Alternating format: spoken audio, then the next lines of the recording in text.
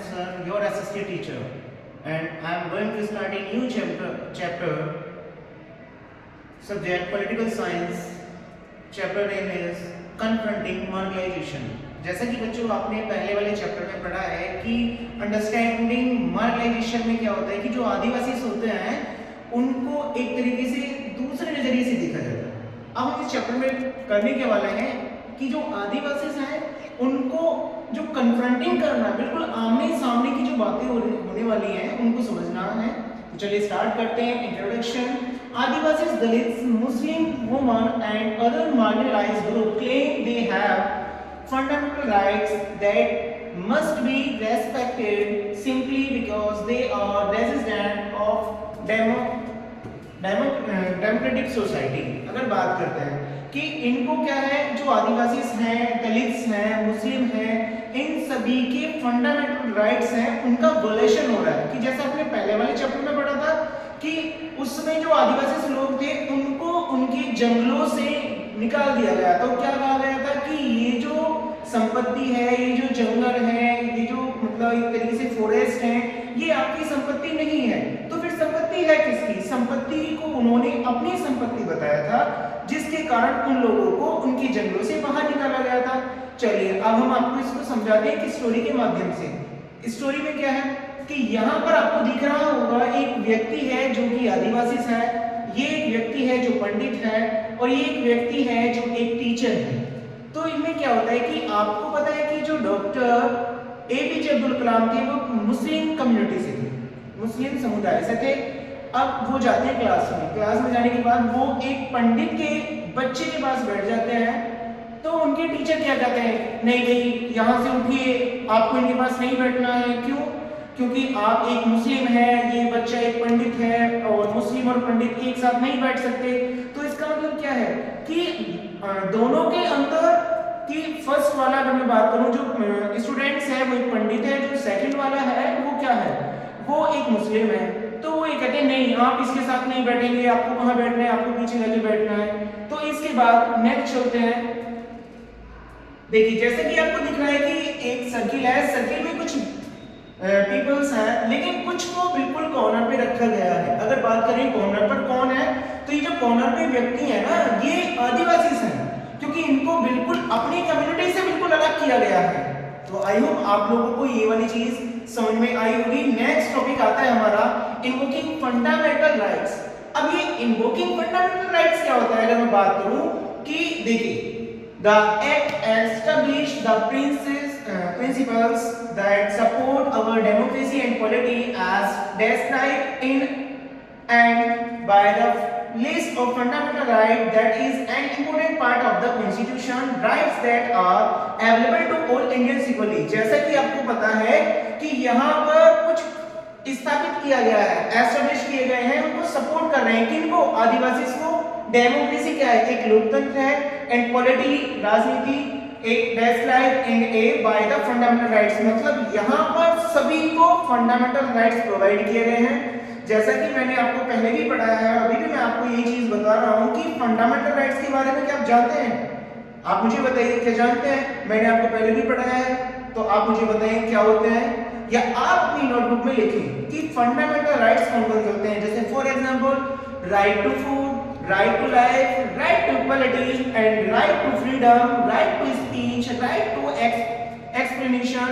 या अगर मैं बात करूं, आपके पास में अधिकार है कि आप किसी के सामने भी, चाहे आप किसी मिनिस्टर के सामने हैं, पीएम के सामने हैं, सीएम के सामने हैं, आप अपनी बात को रख सकते हैं। और सबसे जो मेन इंपोर्टेंट होता है कि राइट टू इक्वालिटी, समानता में तो सभी को रखा गया है ना, तो ये वाली चीज आपको पता होनी चाहिए।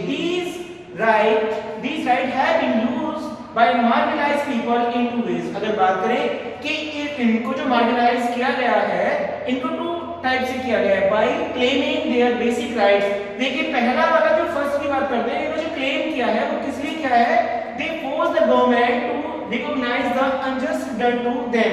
देखिए भाई पहले वाले में इन्होंने सिर्फ ये बताया है कि इनके साथ में जो अनजस्ट तरीके से जो किया जा रहा है, मान लें कि आदिवासी हैं तो हम लोग क्या कहते हैं, नहीं भाई हम इनके पास नहीं जाएंगे, हमको तो इनसे दूर रहना है, इनकी वेशभूषा अलग है, इनका ड्रेसिंग सेंस अलग है, ईटिंग सेंस अलग है।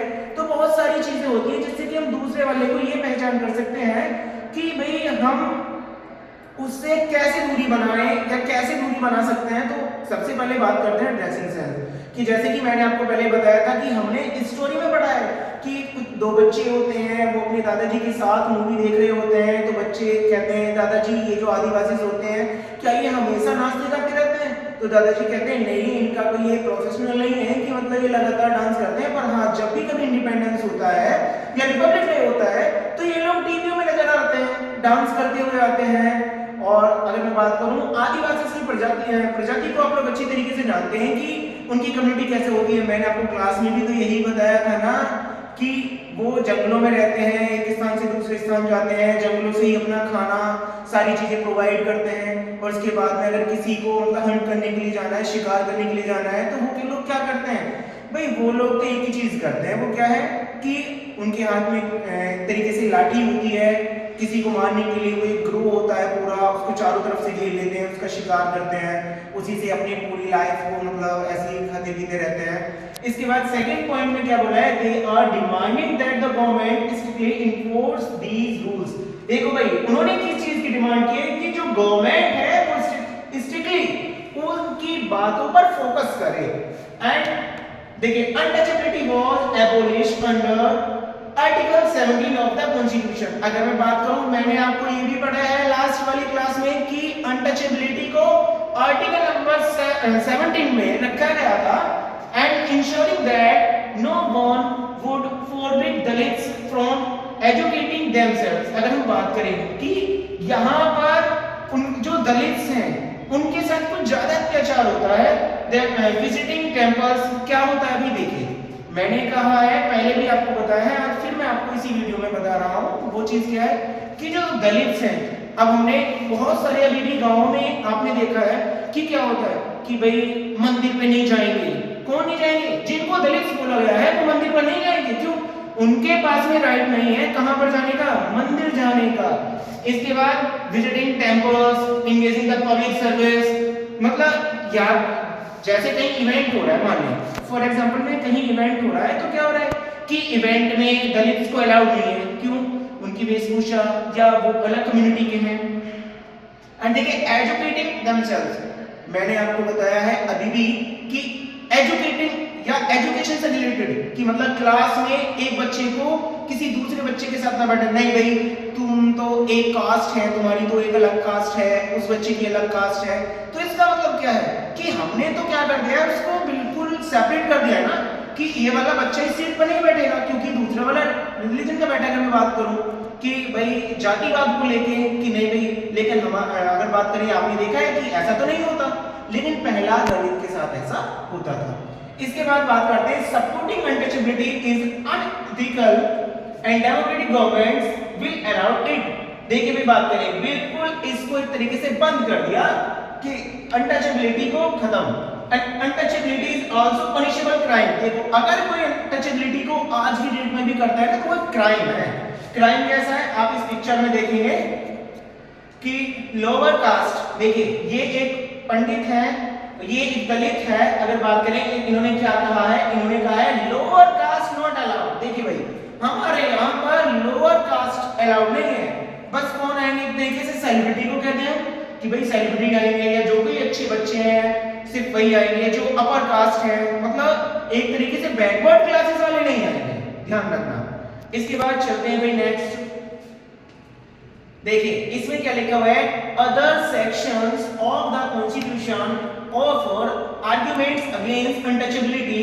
देखिए कि कुछ सेक्शंस हैं, कॉन्स्टिट्यूशन क्या होता है, संविधान होता है, आर्गुमेंट्स अगेंस्ट अनटचेबिलिटी, अनटचेबिलिटी के लिए कुछ आर्गुमेंट्स हैं जो कॉन्स्टिट्यूशन के अंदर है, such as article 15 of the constitution. Article 17 में क्या था, अनटचेबिलिटी का था जो आर्टिकल 17 में रखा गया था, लेकिन यहां पर क्या है, such as article 15 of the constitution.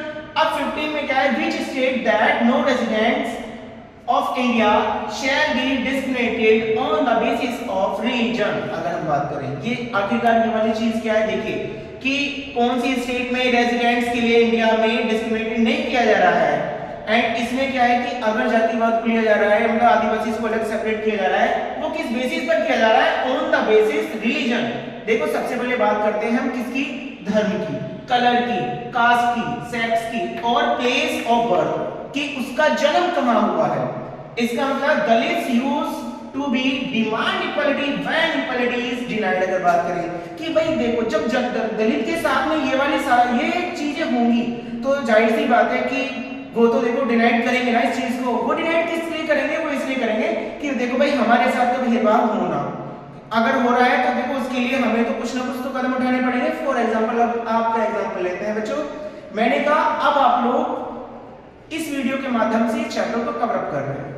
अगर आपके घर में कोई व्यक्ति आ जाए, आप मोबाइल का यूज कर रहे हैं, लैपटॉप का यूज कर रहे हैं, आप किसी भी माध्यम से मेरे को सुन रहे हैं, तो अगर आपसे अगर कोई क्या कहता है, सिर्फ एक चीज कहता है कि नहीं भाई उठो भाई यहाँ से, बच्चों आप उठो यहाँ से, और उठने के बाद आप जाओ यहाँ से, ये आपका घर नहीं है, तो मतलब क्या होगा कि भाई उनके पास तो पावर है, उन्होंने आके क्या किया है कि यहाँ पर तो ये हमारा घर है ही नहीं, हम बैठ के पढ़ रहे हैं तो हमें तो कोई भी भगा सकता है। नहीं, क्योंकि इक्वालिटी का मतलब तो यही होता है कि सभी को समानता है। चिंता मत कीजिए, आपको कोई आपके घर से भगाने वाला नहीं है।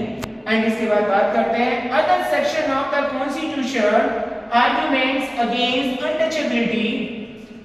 कुछ सेक्शंस में कॉन्स्टिट्यूशन ने ऑफर कर दिया जैसे arguments against untouchability, such as article of the constitution which state that no resident of India shall be discriminated on the basis religion, color, caste, sex or place of birth. Dalits used to demand equality. भाई देखो यहाँ पर दलित ने क्या कर दिया, demand कर दी, किस चीज की कर दी भाई, इक्वालिटी की कर दी। when equality denied कि हमारे साथ में इक्वालिटी भी होनी चाहिए। एंड नेक्स्ट पॉइंट पर चलते हैं हम। देखिए यहाँ पर क्या है, अगर बात करते हैं ये स्टूडेंट्स, भाई क्या कहा गया उनको कि दलित को, देखिए कि हमेशा दलित को यही कहा जाता था कि नहीं आप हमारे साथ नहीं आ सकते, और आप हमारे साथ नहीं खेल सकते, आप हमारे साथ पढ़ नहीं सकते, आप हमारे साथ खा नहीं सकते, तो मतलब तो फिर तो वो बेचारे कुछ कर ही नहीं सकते, है ना।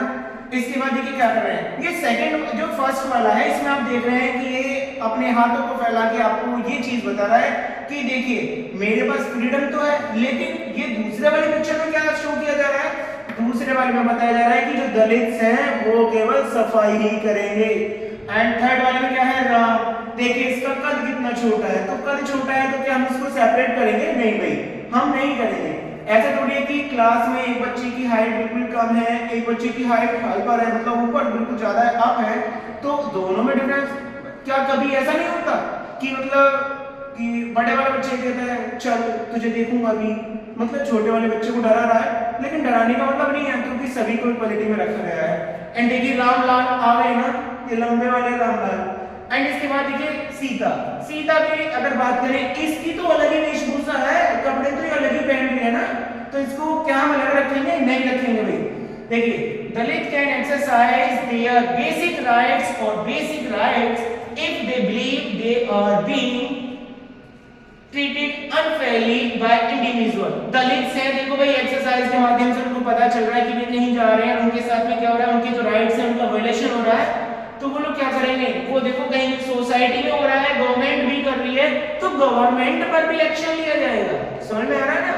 तो बच्चों आज की क्लास हम यहीं फिनिश करते हैं, कल फिर दोबारा से क्लास होगी और उसमें हम इससे आगे चैप्टर को कवर करेंगे।